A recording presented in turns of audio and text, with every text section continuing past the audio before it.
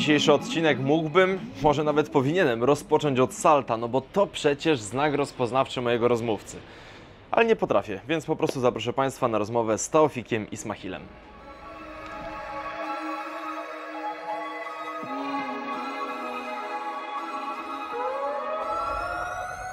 I would like to start from your home country, Nigeria.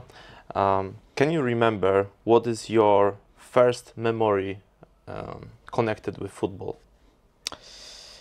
My first memory connected with football, I was when I was little. So there was like this one of our brother. So it's just like throwing the ball. That's what I remembered, and then from there I started playing football. So I think that's why like the first memory I could remember, and then I started playing on the street. So yeah. How does it look like? How did it look like? Like the streets, some pitches? Nah, you have this because when I was growing up, you have the academy that has the pitches, like the good pitches. So it's a lot different because we play on the sand, and yeah, it's quite fun playing on the sand than on the artificial grass then. Yeah. But when you start growing, like when you're growing older, you want to play on a good surface. So yeah. Does it helpful to learn how to play on the sand, and then when you go to the grass, it's easier, let's say? For me, it's important to play on the sand. You have to, because when you play on the sand, you have different feeling. Because you don't even wear the shoes. You have to just wear no flip flop, just your barefoot, and then you just there's different feeling when you use just your foot to play and you put on the shoes. So it's two different things. Yeah, and then you go to the academy, right? Yeah. Then I was in academy, and then Which one? Abuja or Abuja, Lagos? HBA, and then I also in Future Pro in Lagos. So from there I got picked, and then I went to England for my studies, and then I played football also, and then we will talk about it. But stay in Lagos. This is the city where you were born. Yeah. And this is city which in 1976 till the 1976 was a capital of Nigeria, and then was moved. The capital was moved to Abuja because there were too many people. Yeah. And now it's 15 million people living there. So how does it look like there? How is living there look like? It's okay, to be fair, but there are some parts that is really good, the roads and everything, and there are some parts also that is quite good, but not the best. But where I live, there's a lot of traffic, because it's where the most people walk, and also the white people also, they come there. So it's quite a busy state. So you were living in the city center, something like this. Exactly. Okay. And what is the difference between city center of Lagos and the suburbs? Yeah. So the city center is like overcrowded. Let me use that word. And you have like the rich people, they stay in the quiet place. Yeah. So where I stay, it's a noisy place. Okay. But not in the, how do you say? If you take 10 minutes away from where I stay, or maybe 20 minutes, this like the ghetto side. So everyone is there selling market, Okay. But the other part is where like the posh people, we call them the posh people, where they stay. So it's quite quiet, the rich people, yeah. So your childhood was noisy? A lot of stuff to do? Yeah, it is noisy, to be fair.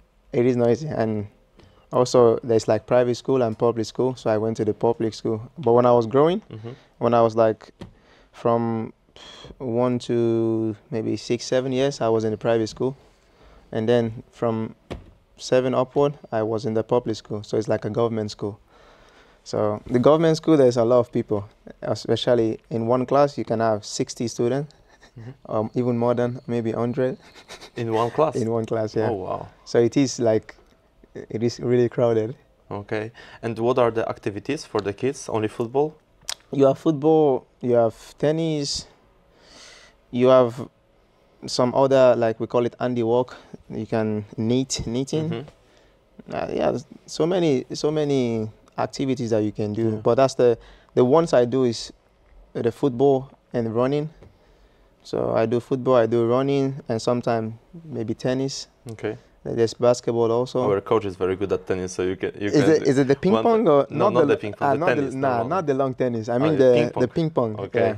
We Okay. call it like tennis, short tennis in Yeah. Nigeria. So When you have that much people in that space, there are always some problems with some criminal stuff. Yeah. yeah. Is it also a problem in Lagos? In or not? Lagos, there's not criminal activities, Oh, or yeah. there is, but it's not. It's just like few. Mhm. But if you go past Lagos, maybe like you're going to, what's it called? It's like this. We call it Hausa land. So, so it's Other where city, the yeah? other city. It's where like the Boko Haram is. So it's even like the now Boko Haram. You cannot. It's not well known again like before. It was Okay. like, oh, there's a lot of bombing and Mm. killing, yeah. But now it's where I live, Lagos. There's no like Okay. killing or no. It's like it's just a place you have to be smart to be able to survive. Okay. So you need to work harder. Okay. What does it mean? So you know, people have like a shift work. You know, like in Europe, you can work one. You have one job and then it's okay. Yes. But in Lagos, you need to have 2, 3 jobs Okay. to be able to like, okay, yeah, I'm a man. You need to know, fight. yeah, you need to Yeah. fight more. Yeah. Other cities are like, yeah, other states are like quite good. Yeah. You know, no stress. But Lagos, you know, some people wake up like 4 a.m. and they start going to work, and the work start by maybe 8 o'clock Okay. because of the traffic. If you don't meet up, you know, it's why I said it's more difficult in Lagos. Yeah. But if you are good and hardworking, you will make it. And you have a lot of people who want this job, yeah. Yeah. And now Nigeria is the biggest country in Africa, according to the people who live there. Yeah.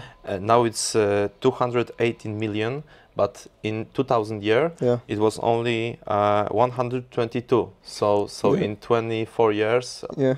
There's, almost 1 million plus 1 million. Mhm. And the United Nations has a calculation that till 2050, Nigeria will be the biggest country in the world according to the people who live there.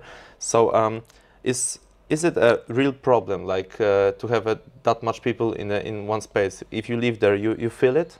Yeah, you feel it because the more people you have, just like I spoke about traffic, for instance, if there's not a lot of people, so you don't have a lot of traffic. Yeah. When I was in Norway, Scandinavia, we don't have traffic, you know. There is, but not like the way in Africa. Sometimes you have traffic and it's not even moving, you know. You're Yeah. just there for like 20 minutes, Oh, wow. which is, yeah. But the more population you have, the more less job opportunity, and Mhm. that's the reason why some people also in Africa, they leave.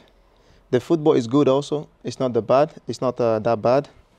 But it's quite good. They earn quite good also. But it's just the way the system is. Because when you have 200 and something million, it Mhm. is a lot. And every day there's even more, Yeah. more Yeah. babies coming. So it is.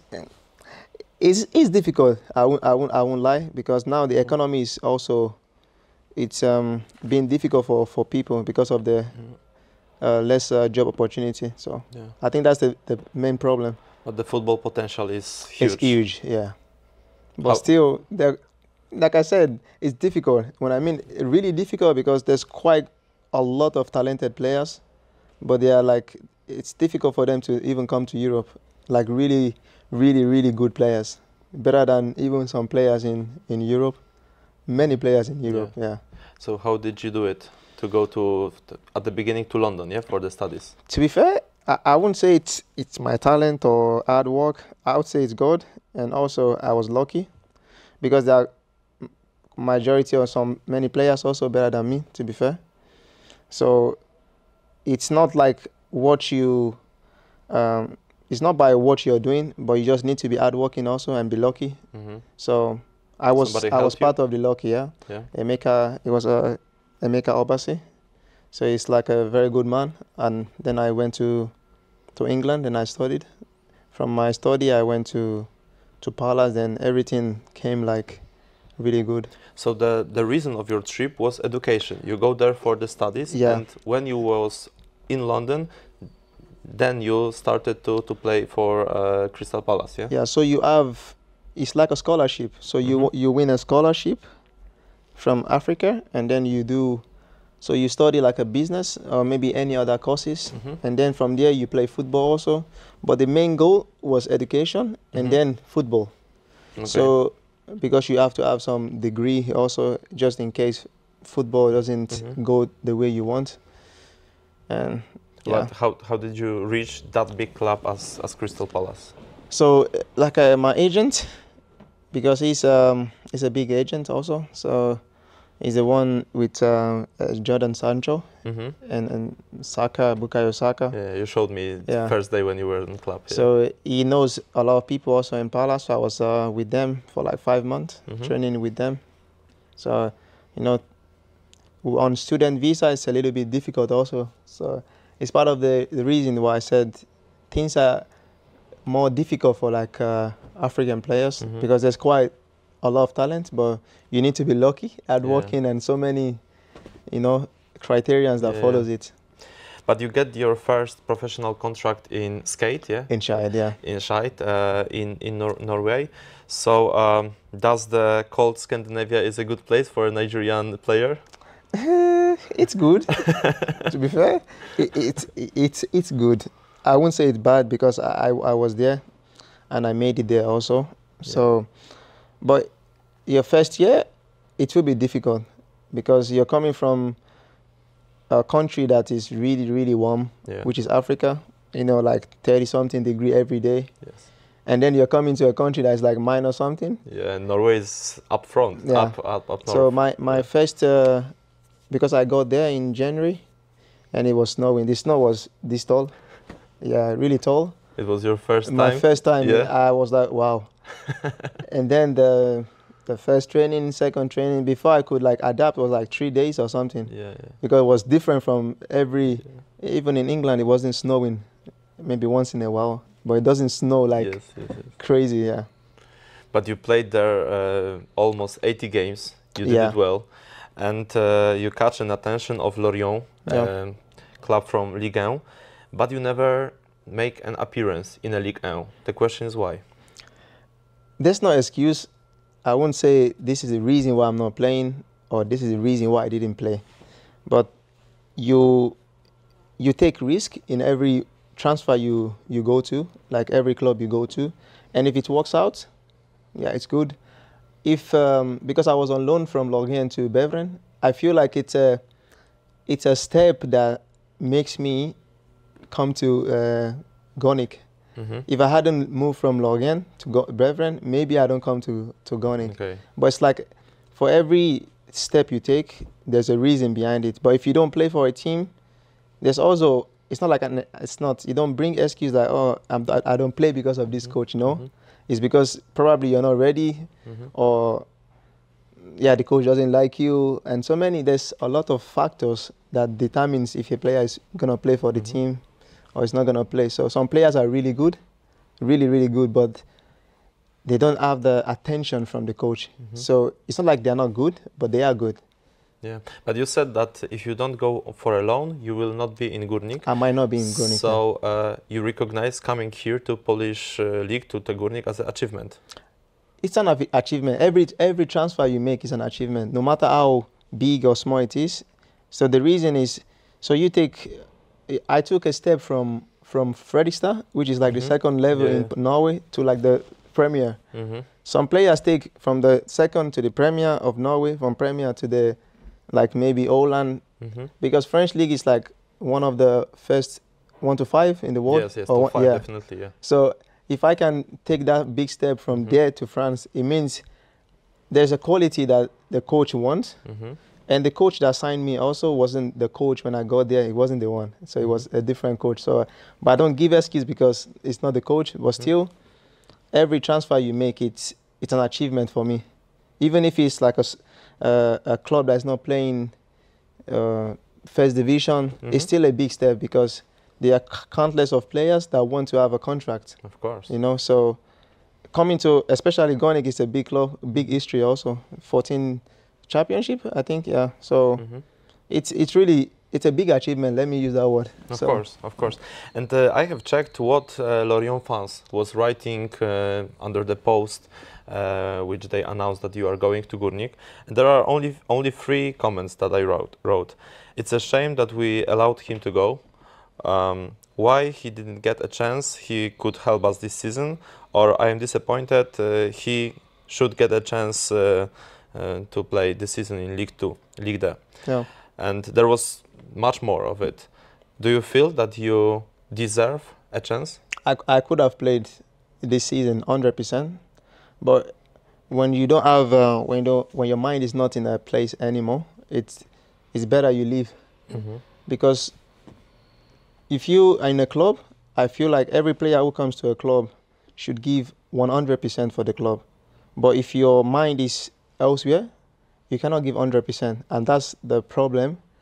That's one of the, not the problem, it's like what I have in my mind. I don't want to play in France for Lorient in this season. So if I'm there, I won't be 100% committed. So I want to go to a place I can be 100% committed, 100% happier than the way I was. So it's a good club. They are good people also. Also, there's a lot, like, not so many people speak English, like Poland, for instance. In the team, everybody speak English, even if I don't understand Polish, they still speak English. It's a lot different from France. Yesterday we had a meeting with some journalists from Poland, and they asked Poldi, Lukas Podolski, who now in the squad has the biggest potential. Yeah. And he said Taoufik Ismail. And you had a lot of offers other than Górnik before you came here. So the question is, what decided that you choose our club? To be fair, a lot of reason why I came also. Firstly, is for my game to improve a lot of my game, because I'm not yet in the best part of my career. So I need to improve as a player, and also I feel and I know like I can improve more in Poland in this team. And Lucas also influenced my decision. So he was like, he's a really nice guy.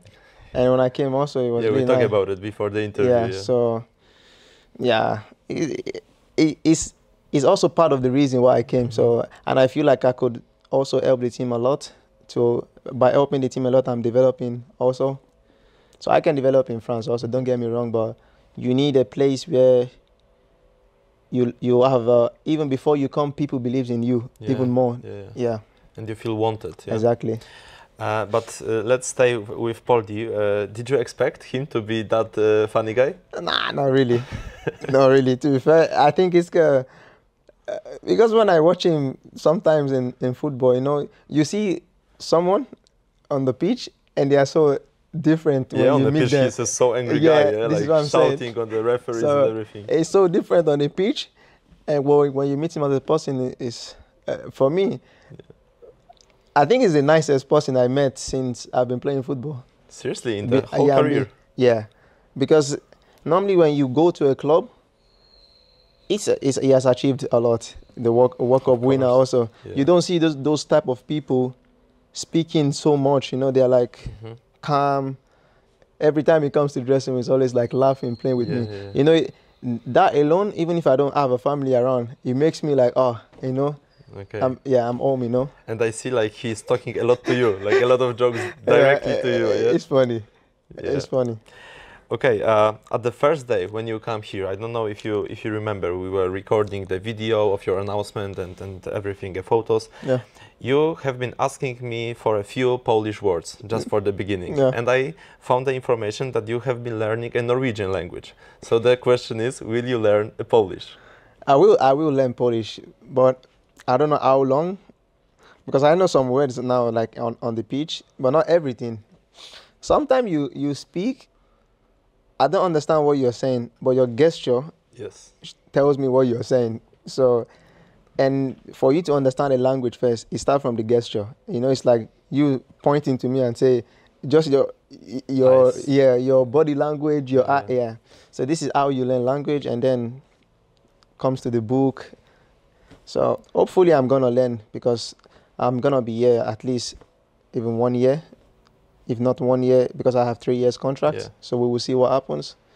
But yeah, there's still a lot of things to achieve. But you need to be careful, because in the dressing room they will teach you some words that it's better not to speak in public. I know some also. So I will not ask you for them. But for the end, at the beginning of this interview, I told that your signature move is a spin in the air after the goal. So the question is, do you remember how it started, when you did it for the first time? It was in Nigeria.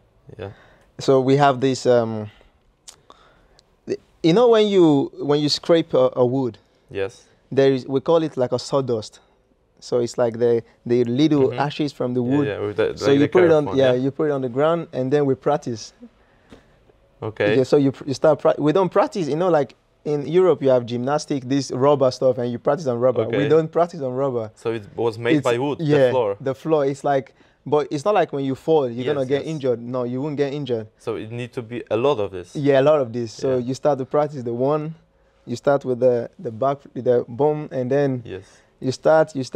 So one day, you know, I felt like every time I score my first goal, or like I'm really, really happy, so I always do it. So it's like, I don't do it every time, but if it's like important goals, or like there's this adrenaline that just comes, then you just, Okay. yeah.